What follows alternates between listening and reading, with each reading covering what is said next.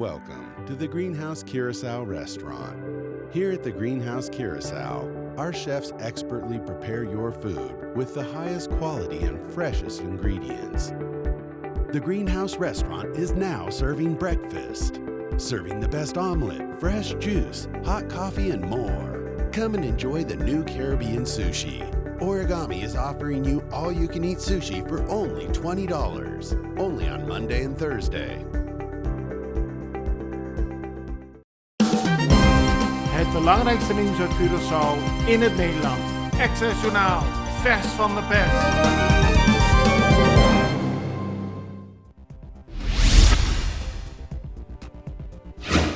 De sportfietser die afgelopen dinsdagmiddag is aangereden bij een ongeluk op de Caracas Baaiweg is inmiddels in het ziekenhuis overleden. De man raakte zwaar gewond bij het ongeluk ter hoogte van Seabase Center. Het gaat om de 62-jarige Curaçaoenaar Manrique Lodewijks. Uit een eerste onderzoek is gebleken dat de chauffeur van een auto op de Caracas Baaiweg naar links afsloeg zonder de naderende fietser voorrang te geven. Hierdoor reed de fietser tegen de auto aan en kwam hij hard ten val. Ambulancepersoneel begon na aankomst direct met het reanimeren van het slachtoffer. Ook werd er een tweede ambulance bijgeroepen. Uiteindelijk konden de hulpverleners de toestand van de fietser stabiliseren en is hij met spoed naar het ziekenhuis gebracht. Maar daar bleef zijn toestand kritisch. Vanochtend werd bekend dat Lodewijks is overleden. Op Curaçao is woensdag opnieuw een record aantal coronabesmettingen geregistreerd. Het gaat om 67 gevallen. Niet eerder waren er zoveel registraties van besmettingen op één dag op het eiland. Vorige week woensdag werd met 51 besmettingen het vorige record bereikt. Inmiddels zijn er 527 actieve besmettingen op het eiland en liggen er 8 mensen in het ziekenhuis, waarvan 1 op de intensive care. Bombini at El Grill and El Mexicano restaurant. Curaçao's hotspot for seafood, quality steak, and Mexican cuisine. Take a Saturday night bite out of all-you-can-eat ribs, mixed grill Sunday, Monday and Thursday all-you-can-eat Mexican tacos. Join us under the orange parasols with stunning view at Mambo Beach Boulevard for a true taste of heaven. Estadushi.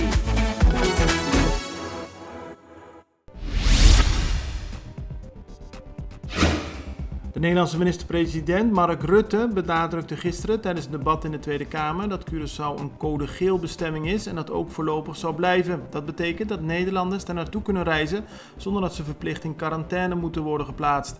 Aruba is momenteel een code oranje bestemming, maar zal binnenkort een code geel bestemming worden, aldus Rutte. Bonaire is verder het enige andere eiland in het Caribisch deel van het Koninkrijk dat een code geel bestemming heeft gekregen. Rutte verdedigde zijn beleid in de Tweede Kamer dat hij vindt dat Nederlanders weliswaar niet naar het buitenland op reis mogen, maar wel naar Curaçao, Bonaire en straks dus naar Aruba.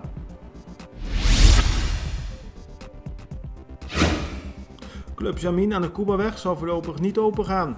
Dat heeft Ronnie Cornelis, hoofd van de economische inspectie, gezegd. In de Resto Bar werden in de nacht van dinsdag op woensdag meer dan 50 mensen aangetroffen die een verjaardagsfeest aan het vieren waren tegen alle coronaregels in. Daarbij kwam nog dat 14 van de aanwezige vrouwen niet over de juiste verblijfspapieren beschikten. How does D-Point work? Charging your car is like charging your phone. At home, just plug the D-Point cable into your car and start charging. At work or at public parking spaces with green areas, plug in the D-Point cable. Swipe your D-Point token, and you're all set and done. For more information, please visit dpoint.net. Charging instructions can be found on every D-Point.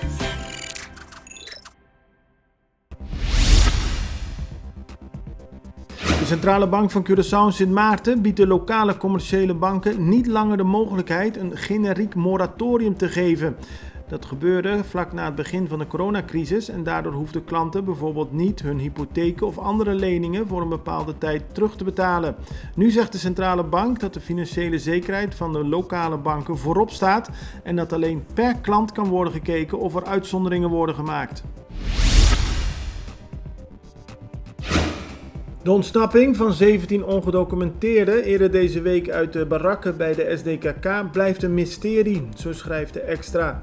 De gevangenen hebben in de dagen voor de ontsnapping elke avond veel lawaai gemaakt, onder meer door luidkeels het volkslied van Venezuela te zingen, en dat leidde weer tot overlast bij de buurtbewoners. Maar kennelijk is niemand gaan kijken en heeft niemand gezien dat ze bezig waren met het openbreken van de betonnen muur.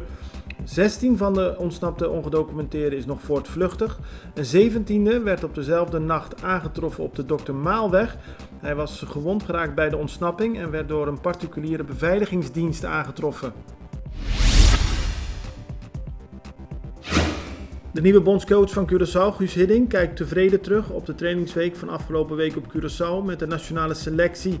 In een interview met Fox Sport in Nederland zei Guus Hiddink dat hij verder uitkijkt naar de komst van nieuwe, jonge Antilliaanse spelers die momenteel in Jong Oranje spelen, maar ook voor de nationale selectie van Curaçao zouden kunnen voetballen. Daarbij werden onder meer de namen van Sontje Hansen en van Quinten en Jurien Timber genoemd. Het belangrijkste nieuws uit Curaçao in het Nederland. Extra Journaal, vers van de pers.